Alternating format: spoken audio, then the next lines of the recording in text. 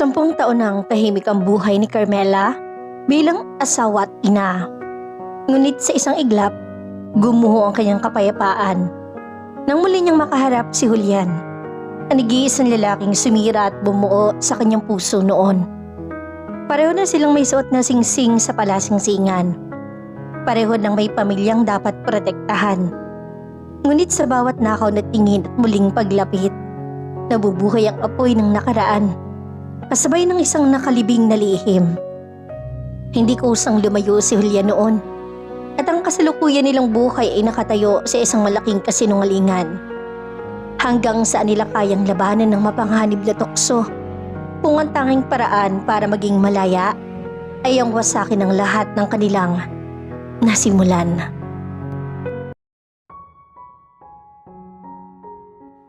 Magandang araw po sa ating lahat. Bago tayo magpatuloy, huwag kalimutang mag-like, mag-subscribe at paki-comment na rin kung taga saan kayo para alam natin kung saan nakaabot ang ating mga kwento.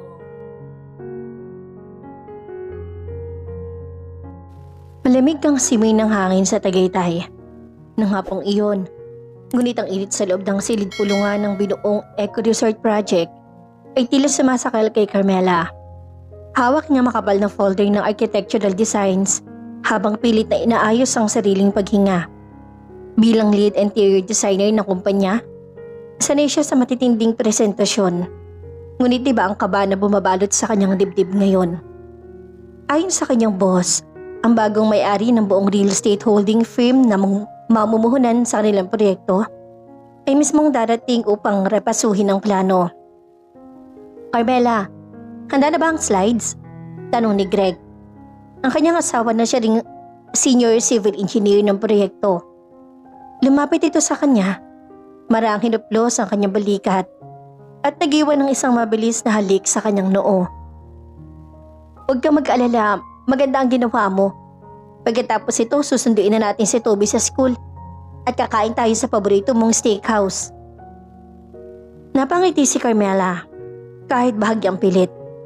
Si Greg ang definisyon ng isang perpektong asawa.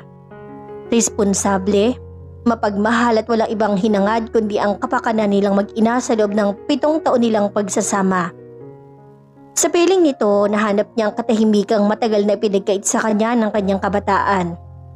Hinubakan niyang kamay ni Greg. Idinidiin ng gintong singsing sa kanyang sarili upang ipaalala sa sarili kung nasaan ang kanyang mundo. Handa na ako. Mahinang sagot ni Carmela. Eksaktong 3:00 ang bumukas ang malaking double doors ng boardroom. Tumahimik ang buong silid. Nagsitayo ng mga opisyal ng kumpanya upang magbigay galang sa bagong Chief Executive Officer ng Montecillo Group. Unang pumasok ang 2 assistant na may dalang mga dokumento. Ngunit nantuli ang ihakbangan ng lalaki nasa likod ng kanyang mga paa, papasok sa silid, para tumigil ang pag-inog ng mundo para kay Carmela. Ang matangkad na tindig, ang maliwalas ngunit matalim na hugis sa mukha, ang pamilyar na bagsak ng buhok. Julian, nabitawan ni Carmela ang hawak na mamahaling panulat. Gumulong iyon sa makintab na sahig na kahoy. Lumikha ng mahinang tunog na tila kulog sa kanyang pandinig. 10 taon, 10 mahahabang taon mula ng gabing bigla na lamang itong naglaho na parang bula. Walang paalam, walang paliwanag. Iniwan siyang duguan ng puso at basag ang buong pagkatao. Ngunit narito ito ngayon. Nakasuot ng pasadyang charcoal gray suit. Mas maskulado ang pangangatawan at may aura ng kapangyarihan at tagumpay. Wala nang binatang payak kung manumit na sumusundo sa kanya gamit ang lumang motor. Ang nakatayo sa harap niya ay ang makapangyarihang Julian Montecillo. Dahan-dahan nagangat ng tingin si Julian. Sa pagtatagpo ng kanilang mga mata, kitang-kita ni Carmela ang panandali ang pagkabigla na dumaan sa madidilim na mga mata nito. Ngunit mabilis itong napalitan ng isang malamig, kontrolado at halos mapanuyang ekspresyon. Good afternoon everyone. Baritonong boses si Julian. Mababa ngunit umaalingaw-ngaw sa 4 na sulok ng silid. Please take your seats. Hindi makagalaw si Carmela. Nanatili siyang nakatayo hanggang sa marang hilahin ni Greg ang kanyang braso. Hana, maupo ka na. Bulong nito sa kanya. Nagtataka sa biglang paninigas ng kanyang katawan. Ayos ka lang ba? Namumutla ka. Ayos lang ako. Pabulong niyang sagot bagamat ang totoo ay naririnig niya ang marahas na kabog ng sariling dibdib. Nagsimula ang pulong. Si Greg ang una naglahad ng structural framework ng resort. Habang nagsasalita ang kanyang asawa, naramdaman ni Carmela ang bawat titig ni Julian na dumidikit sa kanyang balat. Hindi ito nakikinig ng buo sa presentasyon. Nakapako ang mga mata nito sa kanya, partikular sa kamay niyang nakapatong sa ibabaw ng mesa, kung saan malinaw na kumikinang ang wedding ring. Nang mapunta ang tingin ni Carmela sa kaliwang kamay ni Julian na nakapatong sa mahogany table, may kumirot sa kanyang dibdib. Sa palasingsingan nito, may katulad ding singsing na pilak at ginto. Kasal na rin siya. Isang mapait ng ngiti ang gustong kumawala sa mga labi ni Carmela. Bakit ba siya nasasaktan? Hindi ba't dapat lamang na may asawa na rin ito? Lumipas ang isang dekada. Lumikha na sila ng kanilang buhay na malayo sa isa't isa. Now, let us hear from our lead interior designer, Mrs. Carmela Valderrama. Anunsyo ng project head. Tumayo si Carmela. Nanginginig ang mga tuhod ngunit pinilit ituwid ang likod. Lumakad siya patungo sa unahan ng projector screen. Sa bawat takbang, ramdam niyang matitinding presensya ni Julian at tila sinusukat ang bawat pulgada ng kanyang pagkatao. Good afternoon, Mr. Montesillo. Simula niya, pinipilit gawing formal ang boses. Ang konsepto natin para sa lobby ay modern tropical minimalist. I've read your proposal, Mrs. Valderrama. Biglang putol ni Julian sa kanya. Malamig ang tono nito.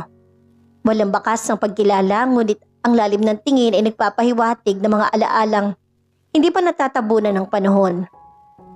Masyadong bukas ang disenyo mo. Masyadong maraming glass panels. Pagpapatuloy ni Julian habang niikot ang ballpen sa pagitan ng kanyang mga daliri. Sa Tagaytay, mabilis magbago ang panahon. Ang akala mong maliwanag at magandang tanawin ngayon, pwedeng mabalot na makapal na fog o bagyo bukas nang hindi mo namamalayan. Walang proteksyon ng mga tao sa loob kapag gumuho ang bubong. Tumingin na diretso si Carmela sa mga mata ng lalaki. Naintindihan niya ang patagong mensahe sa likod ng mga salita nito. Ang mga salamin nito ay gawa sa tempered safety glass, Mr. Montesillo. Matatag na sagot ni Carmela. Pilit na nilalabanan ang panginginig ng boses. Idinisenyo yun para maging matatag gaano man kalakas ang bagyo sa labas. Natuto na kaming magpatayo ng mga harang na hindi basta-basta mawawasak ng kahit anong nakaraan. Bahagyang tumaas ang sulok ng labi ni Julian sa naging sagot niya. Isang mapanganib ng ngiti na nagpatindig ng balahibo ni Carmela. Titingnan natin. Mahinang wika ni Julian. Dahil minsan, ang mga bagay na akala nating matatag, sa isang mahinang pagyanig lang, tuluyan na babasag. Nang matapos ang 2 oras sa pagpupulong, mabilis na nag-ayos ang gamit si Carmela. Gusto na niya makalabas sa silid na iyon, hindi siya makahinga. Han, mauna ka na sa lobby, may papipirmahan lang kami ni boss. Sabi ni Greg habang inaayos sa mga blueprints. Tumango si Carmela at mabilis na lumabas. Naglakad siya patungo sa balkonahe sa dulo ng pasilyo upang lumanghap ng sariwang hangin. Humawak siya sa malamig na railings. Maring ipinikit ang mga mata at pinakabala ng luhang kanina pa nagbabantang pumatak. Hindi mo pa rin binabago ang pabango mo, Mela. Napaigtad si Carmela nang marinig ang pamilyar na boses mula sa kanyang likuran. Pagpihit niya, nakasandal si Julian sa pader. Nakapasok ang 2 kamay sa bulsa ng pantalon at nakatitig sa kanya nang walang anumang pader ng formalidad. Julian, halos pabulong niyang bigas. Mrs. Valderrama pala ngayon. May bahid ng pait at panunuya sa boses ng lalaki. Habang dahan-dahang humahakbang papalapit sa kanya. Masaya ka ba talaga sa buhay na pinili mo? Matapos mo akong talikuran? Nalaglag ang panga ni Carmela sa narinig. Ang matalim na pait sa boses ni Julian ay sumugat sa kanyang pandinig na tila bagong hasang patalim. Humigpit ang kapit niya sa malamig na bakal ng pasamano. Pilit na pinapatatag ang mga tuhod na tila guguho anumang sandali. Ako? Ako ang tumalikod? Nanginginig ang boses si Carmela. Halo ang galit at hindi makapaniwalang pagkadismaya. Julian, 10 taon ako naghintay ng kahit isang salita mula sa iyo. Umalis ka nang walang paalam. Iniwan mo akong mag-isa sa dilim. Tapos ngayon magpapakita ka at sasabihin ako ang iwan. Bumaba ang tingin ni Julian sa kanya. Lumapit pa ito ng isang hakbang, sapat upang maamoy ni Carmela ang pamilyar na halimuyak na mamahaling pabango nito na may bakas ng pino at tabako. Isang amoy na minsang nagparamdam sa kanya ng lubos na kaligtasan. Ngunit ngayon ay nagdudulot ng paninikip sa kanyang dibdib. Huwag ka na mag-inarte na parang ikaw ang biktima, Carmela. Maring bulong ni Julian, nagtatagi sa mga bagang. Natanggap ko ang sulat mo bago ako sumakay na eroplano papuntang Singapore. Malinaw ang sinabi mo. Wala akong mararating at hindi mo kayang italya ang sarili mo sa isang lalaking walang maipagmamalaking yaman. Nanlaki ang mga mata ni Carmela. Anong sulat ang pinagsasabi mo? Wala akong isinulat na ganun.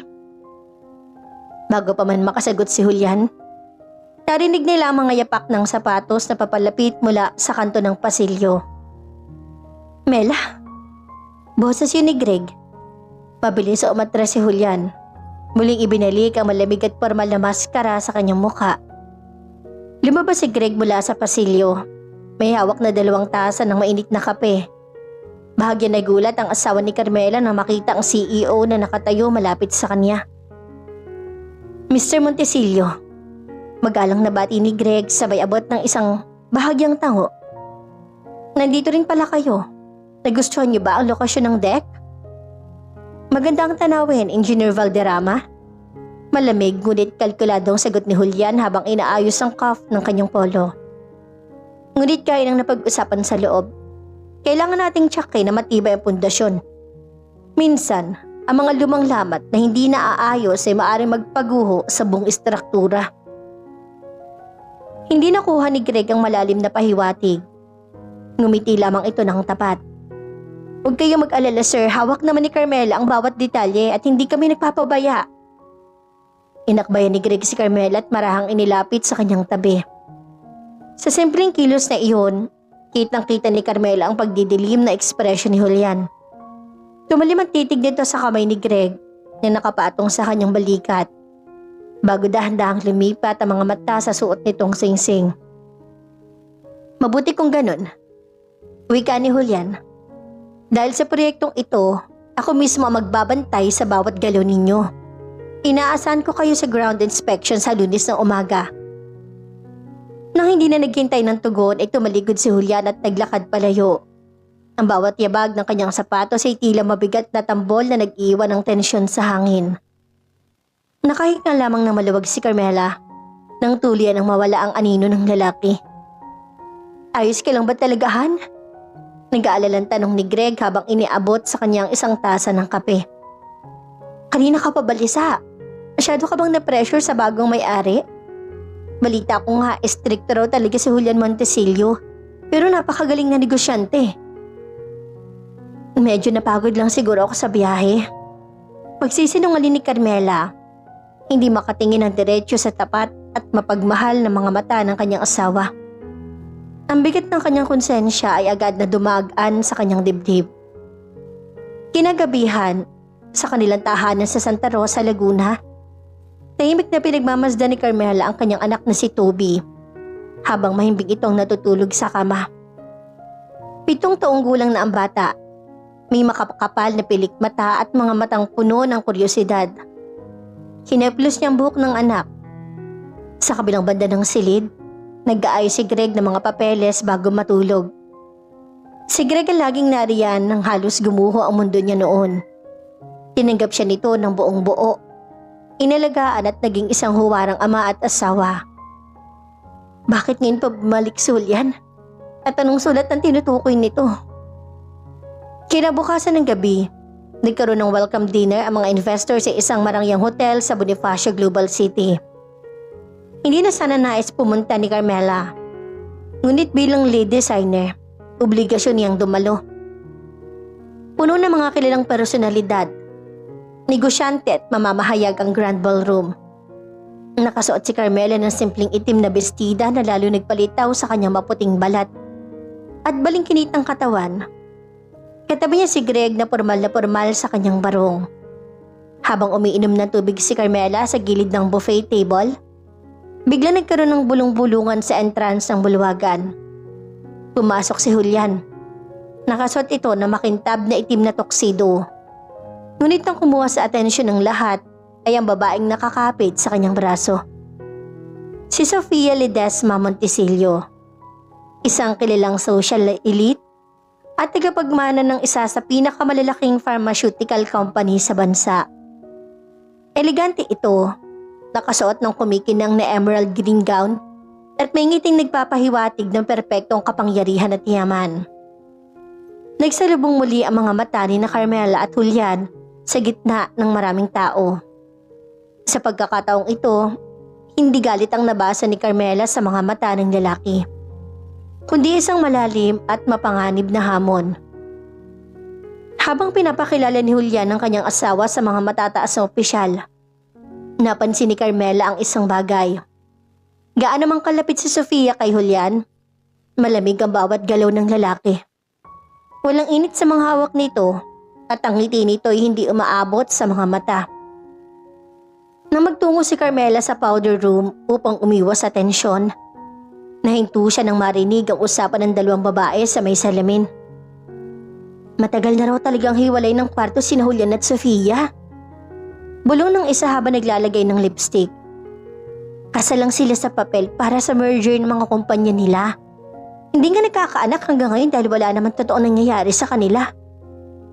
Sayang no, napakagwapo pa naman ni Julian.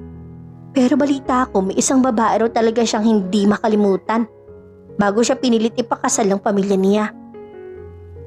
Mabilis na lumabas si Carmela bago pa siya mapansin.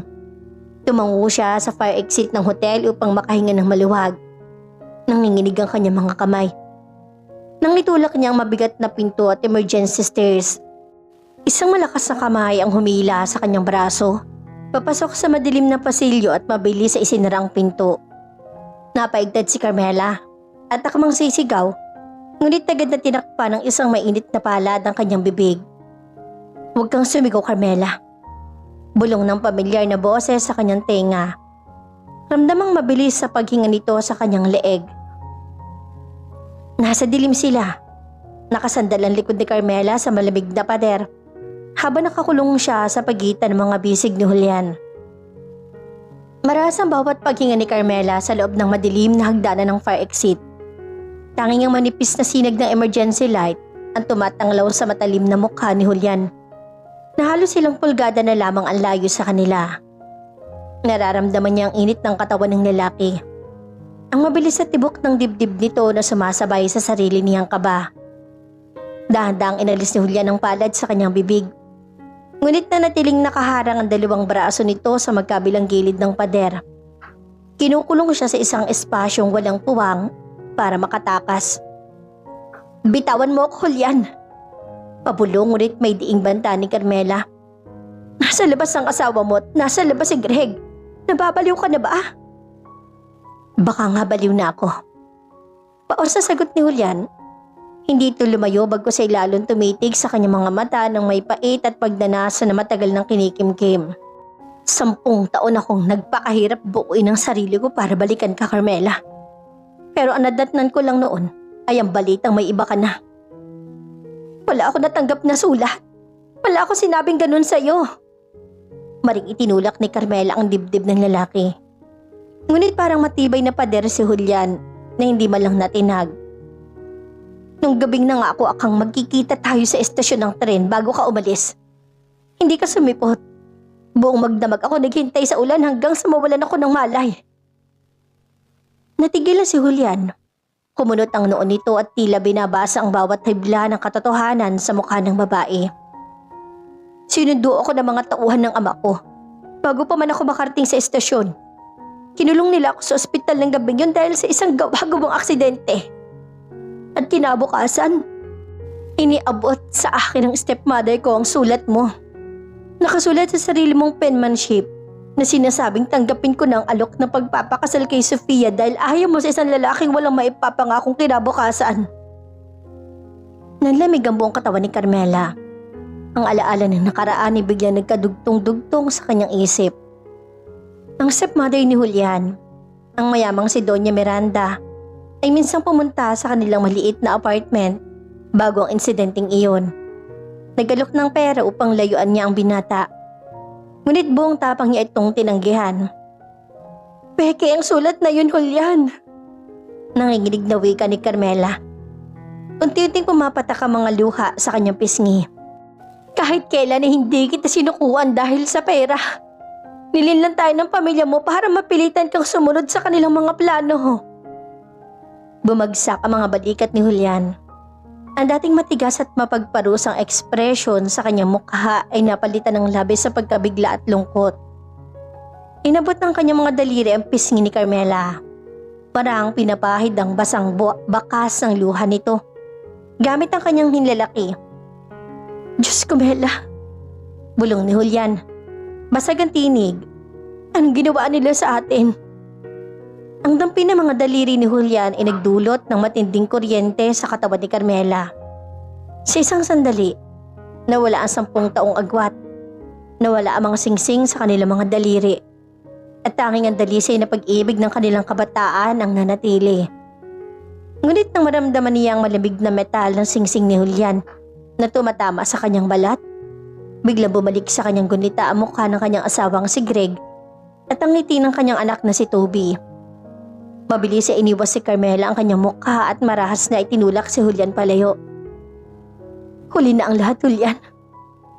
Bika ni Carmela habang pilit na inaayos sa nagulong buhok at humihikbi. Kahit totoo ang lahat ng sinabi mo, hindi na natin mababago ang nakalipas. Kasal ka na kay Sofia at kasal na ako kay Greg. May anak na ako. May buhay akong dapat na protektahan. Masaya ka ba talaga sa kanya, Carmela? Tanong ni Julian at tumakbang muli papalapit ng may desperasyon sa boses. O pinakasalan mo lang siya dahil iniisip mong tinalikuran kita? Mabuting tao si Greg. Pagtatanggol ni Carmela. Sumasakit ng dibdib sa matinding panunumbat ng konsensya. Iniligtas niya ako sa panahong durog na durog ako. Minahal niya ako ng higit pa sa nararapat at hindi ko siya sasaktan. Paano ang sarili mo? Paano ang puso mo? Kumigpit ang hawak ni Julian sa sarili mga kamao. Nakikita ko sa mga mata mo, Mela. Hindi pa patay ang nararamdaman mo para sa akin. Hindi mo kayang burahin ang pag-ibig na nagpalaki sa ating dalawa. Kaya ko tiisin ang lahat para sa pamilya ko. Matigas ngunit lumuluhang sagot ni Carmela. Pakiusap, Julian. Lumayo ka na sa akin.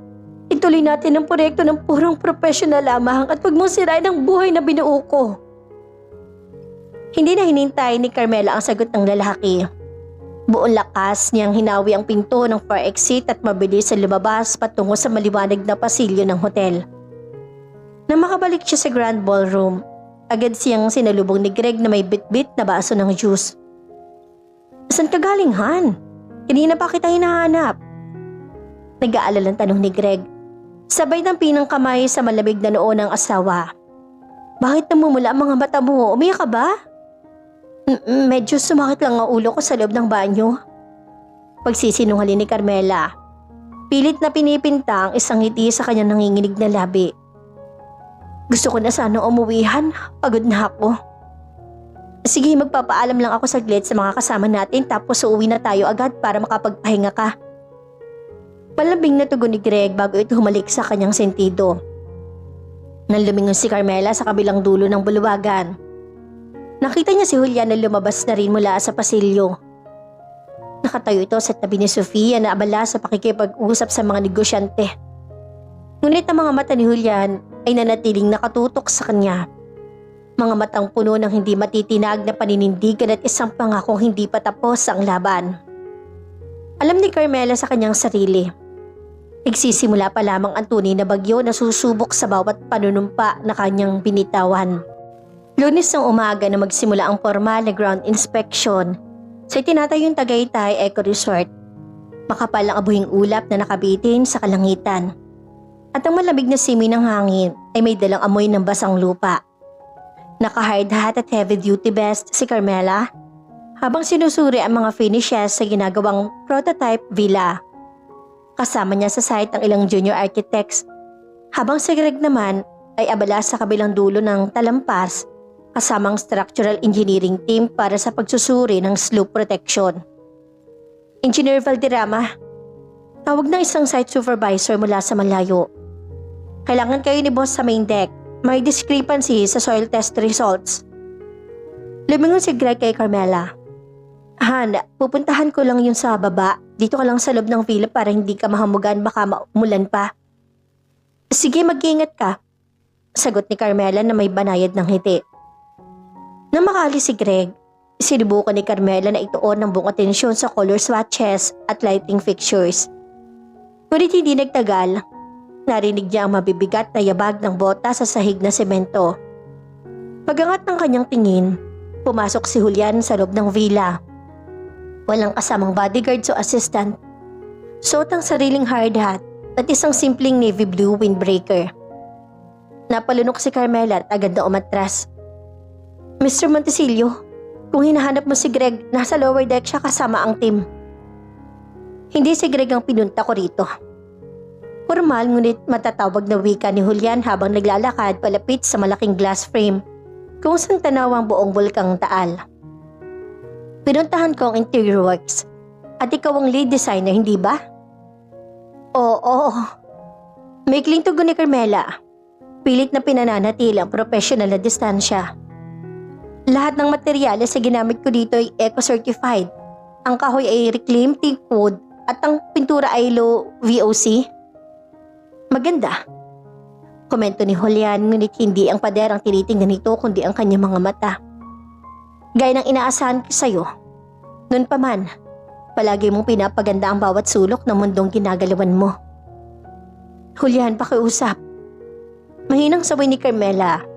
Ramdam ang muling pag-init ng kanyang mga pisngi. Nasa trabaho tayo at huwag nating ihalo ang personal na buhay dito. Sinubukan ko, Mela. Marahang amin ang lalaki. Humakbang pa ng kaunti palapit. Buong weekend, sinubukan kong kalimutan ang sinabi mo sa fire exit.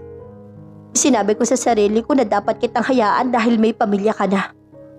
Pero hindi ko matanggap na nawala tayo sa isa't isa dahil lang sa isang marubing plano na matrust ako. Bago pa man makasagot si Carmela, biglang bumuhos ang napakalakas na ulan. Dumagundong ang kulog sa kalangitan at sa loob lamang ng ilang segundo, naging makapal na kortina ng puting hamog at tubig ang paligid ng Tagaytay. Ang lakas ng hangin ay nagpatagaktak ng tubig ulan sa mga bukas ng bintana ng villa. Pabilis na kumilos si Carmel upang hilahin ang pansamantalang tarpaulin cover sa bintana. Ngunit sa lakas ng bugso ng hangin, nadulas ang kanyang bota sa basang semento. Carmela! Mabilis sa iniunat ni Julian ang kanyang mga braso. At nasa loob ang baywang ng babae bago pa ito tuloy ang bumagsak. Sa lakas ng impact, napasandal si Julian sa konkretong haligi habang buong higpit na nakayakap si Carmela sa kanyang dibdib.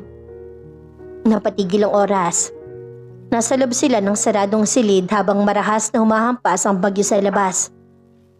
Ramdam ni Carmela ang bawat pintig ng puso ni Julian na mabilis at malakas. Ang init ng paghinga nito sa kanyang noo at ang matipon ng bisig na tila ayaw na silang pakawalang kailanman. Nasaktan ka ba? Pabulong na tanong ni Julian. Nanginginig ang boses sa labis sa pag-aalala. Hindi, ayos lang ako. Sagot ni Carmela ngunit hindi siya makagalaw. Nakatingala siya sa mukha ng lalaki. Nakatitig sa mga labing minsang nagbigay sa kanya ng pinakamatatamis na pangako. Mela, tawag ni Julian sa kanyang pangalan. Puno ng sakit at pangungulila. 10 taon ako nabuhay na parang bangkay. Kasal ako kay Sofia sa papel, pero walang pagmamahal doon. Hindi ko kaya magmahal ng iba mula nang mawala ka. Julian, malito. Pumatak ang luha mula sa mga mata ni Carmela. Mabait si Greg at hindi niya deserve na lokohin. At si Toby, ang anak ko ang buong buhay ko. Alam ko. Mapait ng ngiti ang sumili sa labi ni Julian habang maraang hinahaplos ang basang buhok ni Carmela. Hindi ko gustong sirain ang pamilya mo. Pero paano naman tayo? Paano ang 10 taon nating ninakaw sa atin? Dahan-dahang inilapit ni Julian ang kanyang muka. Sa gitna ng kulog at bagsak ng ulan, naramdaman ni Carmela ang marahang pagdampi ng mga labi ni Julian sa kanyang mga labi. Isang halik na puno ng lungkot, pait at alab ng pag-ibig na hindi kailanman napatay ng panahon. Sa loob ng ilang segundo, sumuko ang puso ni Carmela. Tumugon siya ng halik. Hinawakan ng balikat ng lalaki at hinayaang muling maranasan ng init na matagal nang ipinagkait sa kanya.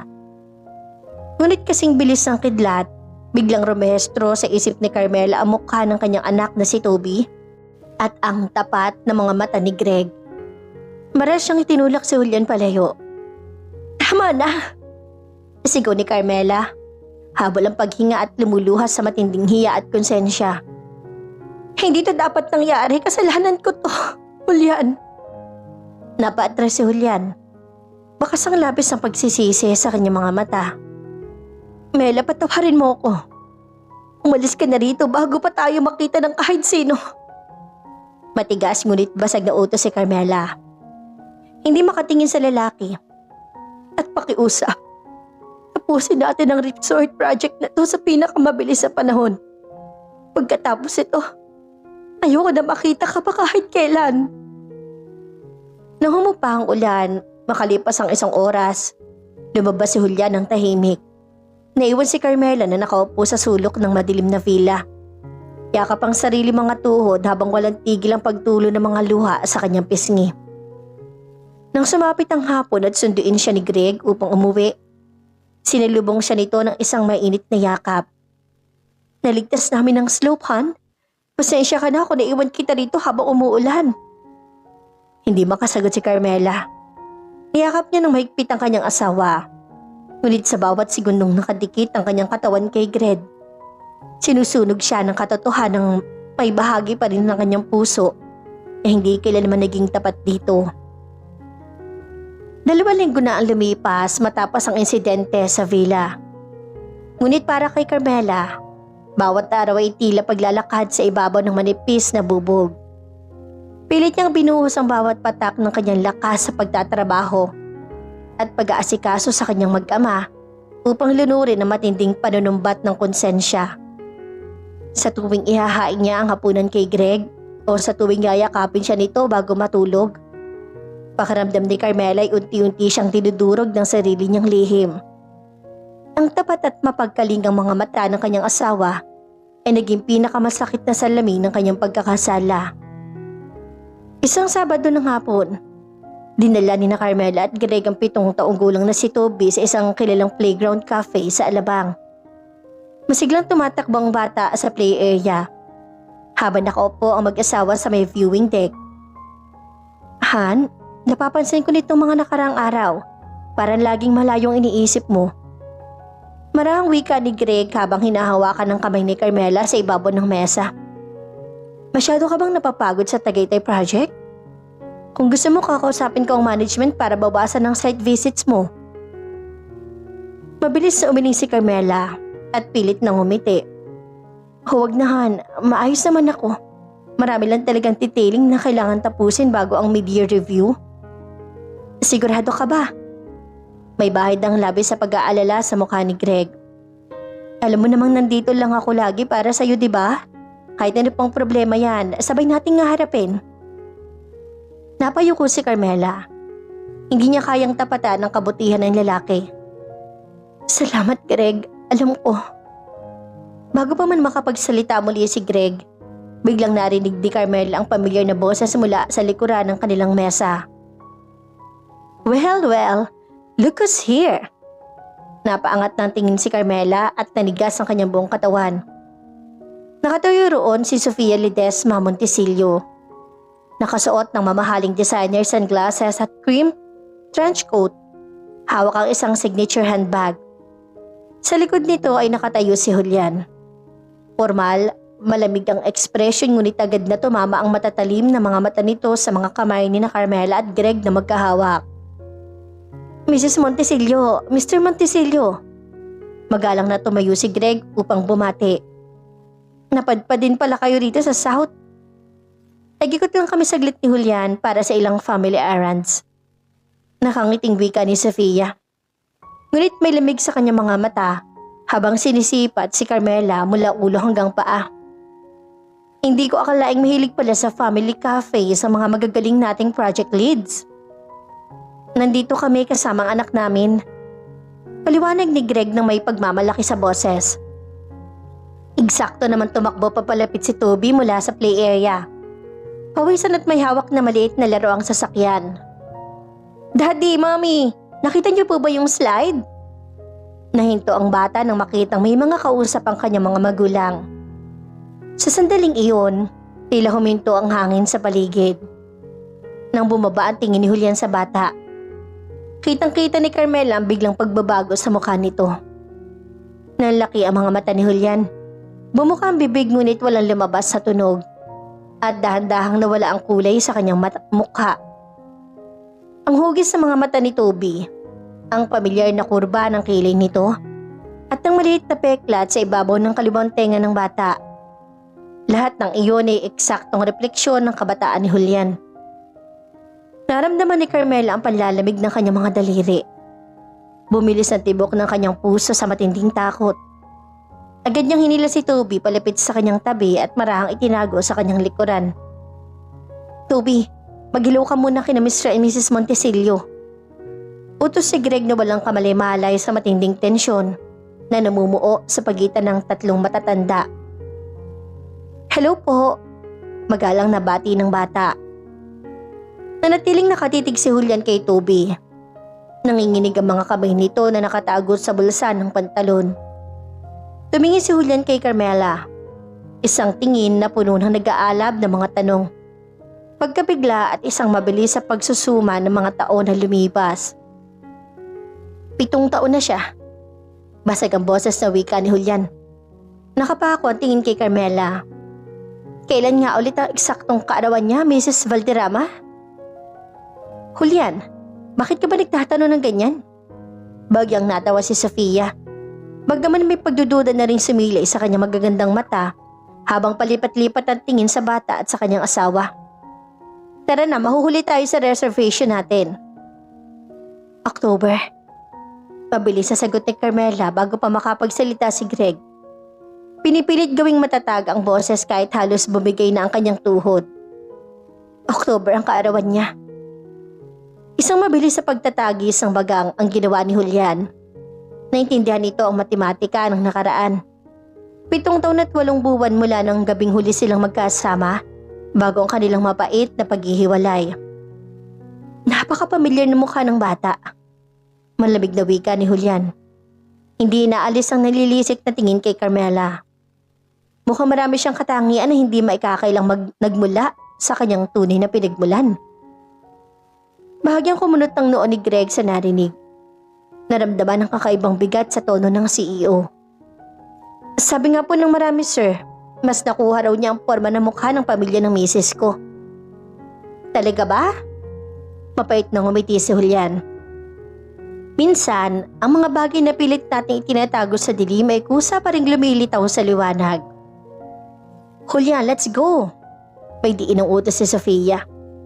Hinawakan na maigpit ang braso ng asawa. Halatang nararamdaman na ang kakaibang atmosfera. Huminga ng malalim si Julian.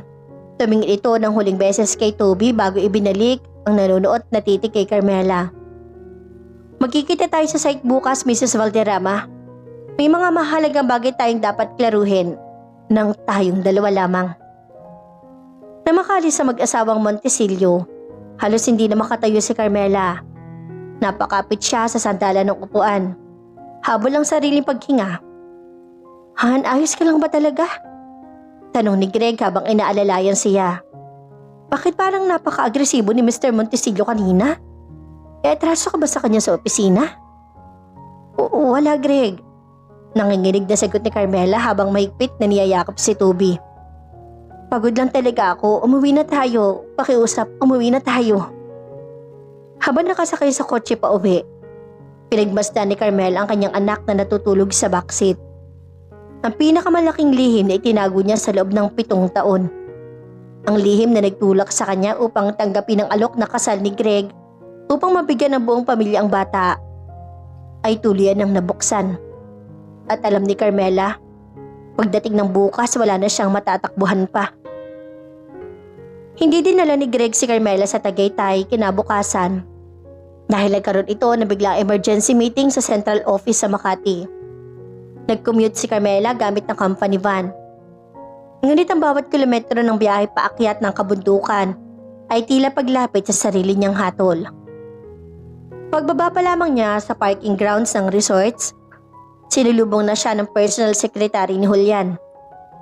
Mrs. Valderrama, naghihintay po si Sir Julian sa private suite sa upper wing.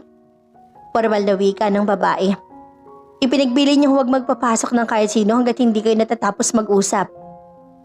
Tumango si Carmela.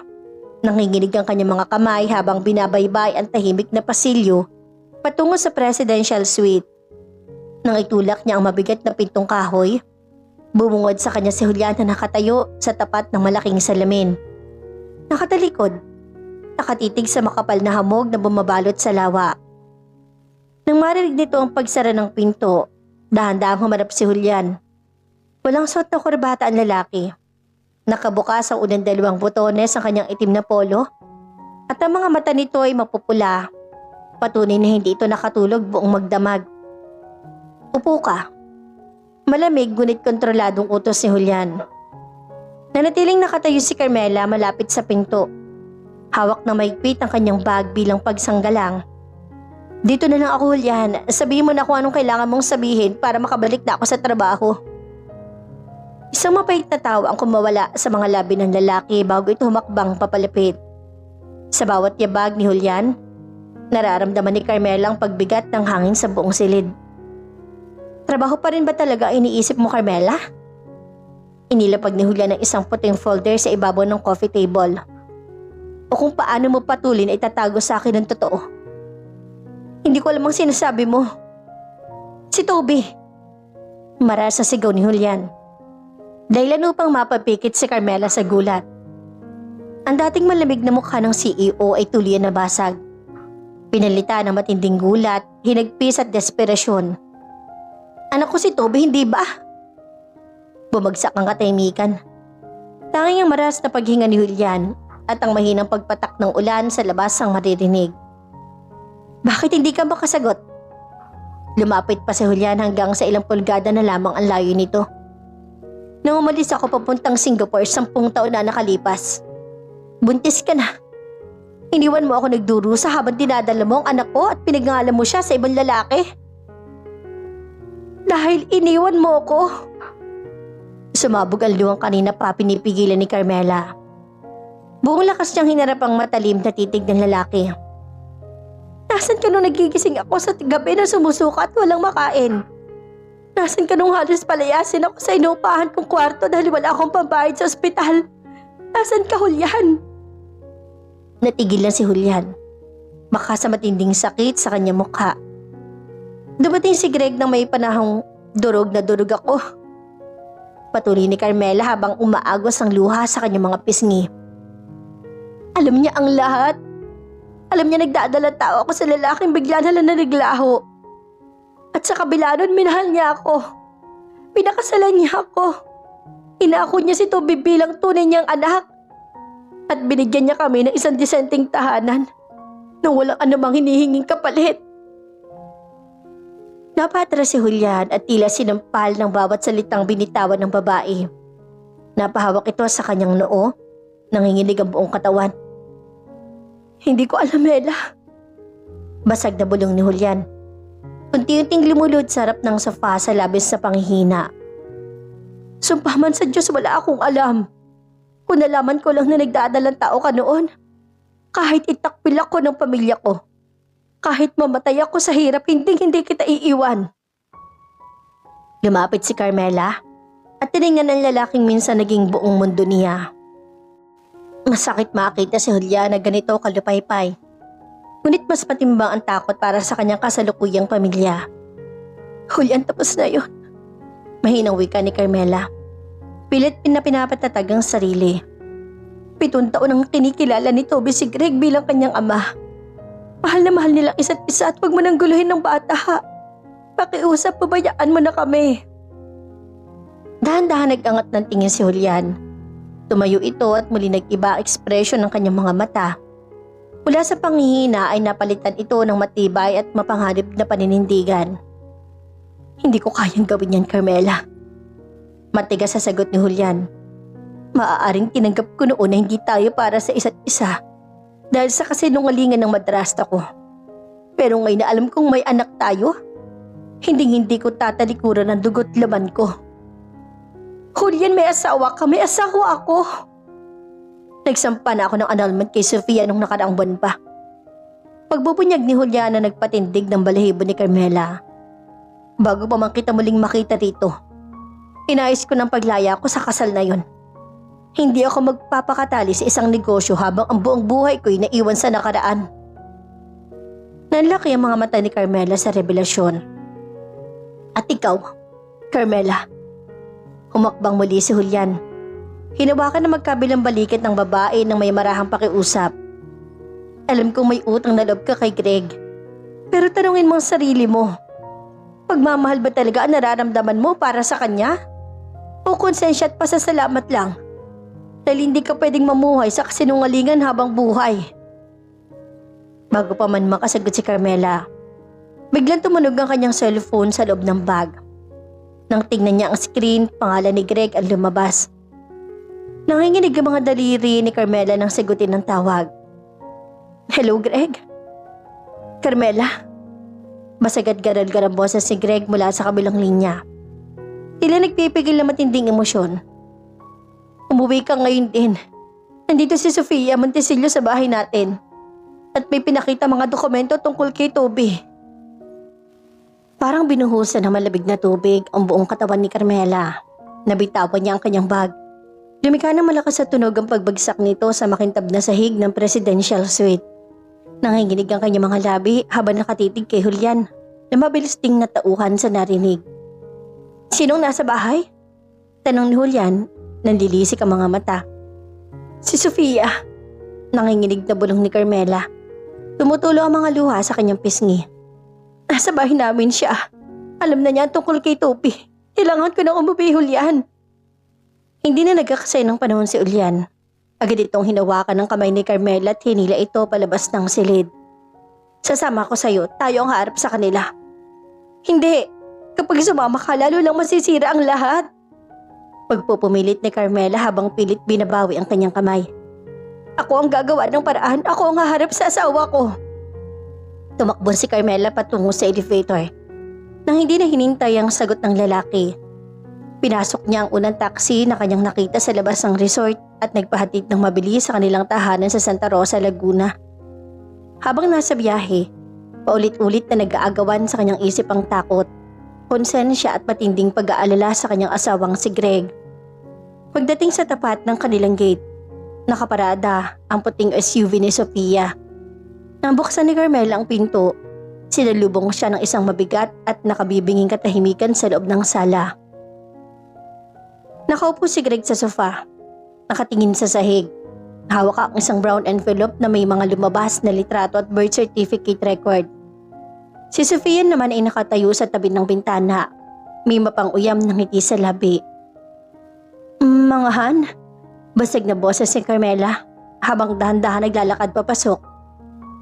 Dahan-dahang itinas si Greg ang kanyang mukha. Pula ang mga mata nito, puno ng kirot, pagkadismaya at kawala ng paniniwala. Totoo ba, Carmela? Tanong ni Greg. Halos pabulong ngunit may matinding bigat. Inihagis ito ang mga dokumento sa ibabaw ng mesa. Lahat ng to. Totoo ba na si Julian Montesillo ang tunay na ama ni Toby? Lumuhod si Carmela sa harap ng kanyang asawa.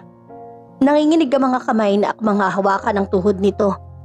Ngunit mabilis ay inatras ni Greg ang kanyang mga paa. Patawarin mo ako, Greg. Humahagulhol na pagsamo ni Carmela. Tawarin mo ko. Hindi ko sinasadyang itago sa iyo simula nang magsimula tayo. Kailan mo pa nalaman? Putol ni Greg sa kanya. Tumataas ang boses habang pumapatak ang mga luha sa sarili nitong mga mata. 7 taon ko silang pinalaki. 7 taon kong itinuring na parang tunay na anak si Toby. Minahal kita na walang pasubali, Carmela. Ibinigay ko sa iyo ang buong mundo ko. Pero ano iginanti mo? Isang malaking kasinungalingan. Greg, sandali lang, pakiusap. Wala na tayong pag-uusapan. Tumayo si Greg. Nanginginig ang buong katawan sa galit at tinagpis. Umalis ka. Umalis kayong dalawa ng anak mo at ayoko na makitang pagmumukha mo. Greg, huwag mong parusahan ng bata ha. Lumuluhang panalangin ni Carmela. Sa sandaling iyon ay bumukas ang pinto ng sala at pumasok si Julian. Umahangos ito at mabilis na lumapit upang mamagitan. Engineer Valderrama, huwag mong sisihin si Carmela. Matatag na wika ni Julian. Ako ang may kasalanan ng lahat. Ako ang iniwan sa dilim noon. At kung may gusto kang saktan, ako ang saktan mo. Tumawa ng mapait si Sofia habang naka-cross arm sa sulok. Oh, how romantic. Ang lalaking pinakasalan ko para sa negosyo. Ibinigay pala ang buong puso sa isang babaeng may pamilya na. Huwag ka mag-alala, Engineer Valderrama. Pareho tayong niloko ng mga taong to. Tumahimik ka, Sofia. Sigaw ni Julian. Tapos na tayo at matagalan tapos ang kasinungalingang ito. Biglang lumabas sa kwarto si Toby, bit-bit ng paboritong laruan. Nagtataka kung bakit umiiyak ang kanyang ina at nag-aaway ang mga matatanda.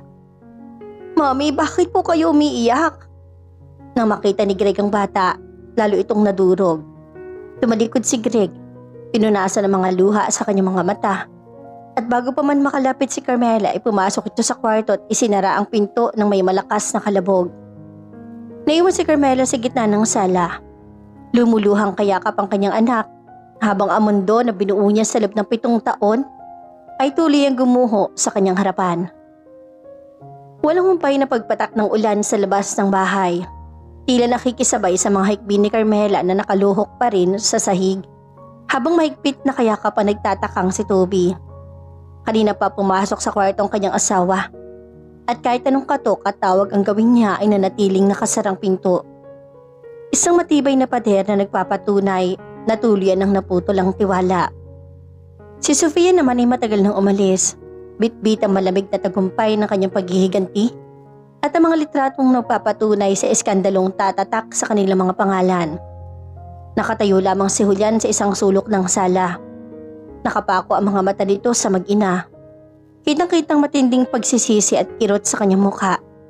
Dahan-dahan itong lumapit at lumuhod sa tapat ni Carmela. Ella, mahinang tawag ni Julian. Nanginginig ang boses. Pinapangako ko sa iyo. Aayusin natin to. Dadalhin ko kayo sa lugar kung saan walang makakahanap sa atin habang inaayos ko mga papeles. Itinaas si Carmela ang kanyang mukha. Pula at mugtong kanyang mga mata at ang mga titig na ipinukol niya kay Julian ay puno ng galit at hinagpis. Umalis ka na, Julian. Pabulong ngunit may diin niyang wika. Dahil sa kagustuhan mong hanapin ako. Dahil sa kawalan mo ng linaw sa nakaraan. Tulian ang nawasak ang pamilya na kubkob sa akin at sa anak ko. Umalis ka na. Carmela, hindi ko sinasadya. Sabi ko, umalis ka. Sigaw ni Carmela dahilan upang mapayakap ng mahigpit si Toby sa kanyang leeg dahil sa takot.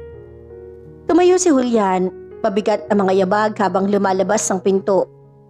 Ngunit bago ito tuliyang lumabas ay nag-iwan ito ng isang huling pangako. Hindi ako susuko sa inyo, Mela. Nang gabing iyon, habang mahimbing na natutulog si Toby sa guest room, tahimik na nag-impake si Carmela ng ilang damit sa isang maliit na maleta. Alam niyang hindi na niya maaring angkinin ang tahanang ito. Nagkasala siya. Nagtago siya sa isang malaking kasinungalingan. At ngunit kailangan niyang bayaran ang bawat desisyon na ginawa niya. Bago siya lumabas ang pinto, dala ang kanyang anak. Dahan-dahan niya binuksan ang kwarto ni Greg. Nakita niya ang asawa na nakaupo sa gilid ng kama. Nakatitig sa kawalan, hawak ang litrato nila mag-ina noon. Greg. Mahinang tawag ni Carmela. pinipigilan ng pag-iyak. Patawarin mo ako sa lahat. Hindi ko makakalimutan ang kabutihan mo sa amin ni Toby. Hindi lumingon si Greg. Nanatili itong tahimik, ngunit narinig ni Carmela ang hikbi nito sa gitna ng kadiliman. Tumalikod si Carmela dahil alam niya ang bawat segundo ng pananatili niya roon ay mas lalo lamang magpapahirap sa sugat ng lalaking minahal at inaruga siya. Lumipas ang 2 buwan, naging tahimik ang buhay ni Carmela sa isang maliit na paupahang apartment sa Batangas. Malayo sa mundo ng mga mayayaman at sa gulo ng Tagaytay Project. Tumigil siya sa pagdidisenyo at pinili ang mamuhay ng payapa kasama ang kanyang anak. Umaasa na balang araw ay mapapatawad din siya ng kanyang sarili.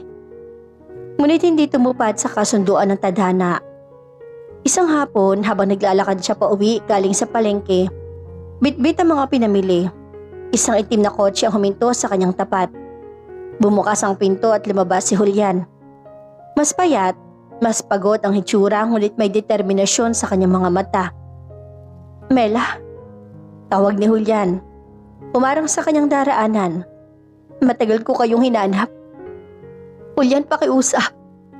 Napabuntong hininga si Carmela, pagod sa pakikipaglaban. "Huwag mo na kaming guluhin, tapos na ang lahat." "Hindi pa tapos, Carmela." Seryosong wika ni Julian habang iniabot sa kanyang isang dokumento. Legal ng annulled ang kasal ko kay Sofia. At wala nang nakaharang sa atin. At tungkol kay Greg, kinausap ko siya nung 1 linggo. Nanlaki ang mga mata ni Carmela. "Kinausap mo siya? Anong ginawa mo?" "Huwag ka mag-alala. Walang gulo." Kalmadong sagot ni Julian. Ngunit may lambot sa kanyang boses. Humingi ako ng tawad sa kanya. At binigyan niya ako ng basbas. Sinabi niya sa akin na kung talagang mahal ko kayo ni Toby, alagaan ko kayo ng husto dahil hindi ko na kayo dapat ulit saktan. Natigilan si Carmela at pumatak ang mga luha sa kanyang mga mata habang unti-unting pumapasok sa kanyang isip ang pagpapatawad ng lalaking minsan niyang sinaktan. Inabot ni Julian ang kanyang kamay at dahan-dahang isinuot ang isang bagong singsing sa kanyang palasingsingan. Isang simpleng gintong singsing na walang halong yaman kundi tanging pangako ng panghabang buhay na katapatan. "Simula na ng ating habang buhay, Mela." Bulong ni Julian habang yakap siya ng mahigpit kasama ang kanilang anak na si Toby. Sa wakas, matapos ang 10 taon ng dilim at mga kasinungalingan, natagpuan din ng 2 puso nagkasala ang daan pa uwi sa liwanag ng isang masayang simula. Makalipas ang ilang buwan, ang dating maalikabok at simpleng apartment sa Batangas ay unti-unting pinuno ng mga ngiti. Kulay at payapang umaga. Hindi naging madali ang proseso ng pagbabago. Ngunit sa bawat pag-ihip ng hangin mula sa dalampasigan, naramdaman ni Carmela ang pagkawala ng mabigat na bato na matagal nang dumagan sa kanyang dibdib. Si Toby unti-unti nang nasasanay sa presensya ni Julian. Sa simula ay may pagkailang ang bata, ngunit dahil sa matyagang pag-aalaga, paglalaro at palang sawang pagpapakita ng ama ng tunay na pagmamahal, natutunan ding tawaging dad ng bata si Julian. Madalas silang makikita naglalaro sa buhanginan tuwing hapon. Habang si Carmela naman ay masayang nakamasid sa kanila. Mula sa balkonahe, hawak ang isang tasa ng mainit na kape. Isang hapon, habang abala si Carmela sa pag-aayos sa kanyang mga lumang architectural sketches sa loob ng maliit na sala, naramdaman niya ang pamilyar na bisig na yumakap sa kanyang baywang mula sa likuran. Ang lalim na naman ang iniisip ng paborito kong designer. Malambing na wika ni Julian habang ibinaba ang baba sa balikat ni Carmela. Sumandal si Carmela sa mainit na dibdib ng lalaki. Isinara ang mga mata at dinama ang kapayapaan. Wala naman, naisip ko lang kung gaano kabilis nagbago ang lahat. Parang kailan lang, akala ko habang buhay na akong mabubuhay sa takot at pagsisisi. Hinarap ni Julian si Carmela. Hinuwakan ng magkabilang pisngi nito at tinignan ng diretsyo sa mga mata. Tapos na ang takot, Mela. Ang natitira na lamang ay ang bukas natin. Pinirmahan na ni George ang huling desisyon kahapon at malayan ako kay Sofia at wala na makakapigil pa para maitama ko ang lahat ng pagkakamali ng nakaraan. Ngumiti si Carmela. Isang ngiting malaya at puno ng pag-asa. Salamat, Julian. Salamat dahil hindi ka napagod na hanapin ako. Kahit abutin pa ako ng 10 taon, hahanapin at hahanapin ko ang tahanan ko. Seryosong sagot ni Julian bago dahandang idiniin ang kanyang mga labi sa noo ni Carmela. Bagamat tahimik na ang kanilang buhay sa Batangas, hindi kailanman nakalimutan ni Carmela ang taong nagligtas sa kanya nung nasa bingit pa siya ng kawalan. Madalas pa rin sila mag-usap ni Greg sa telepono. Kinukumusta ang isa't isa at sinisigurong maayos ang co-parenting setup nila para kay Toby. Naibalik na ang respeto at unti-unti na ring naghihilom ang mga sugat ng nakaraan para sa lahat.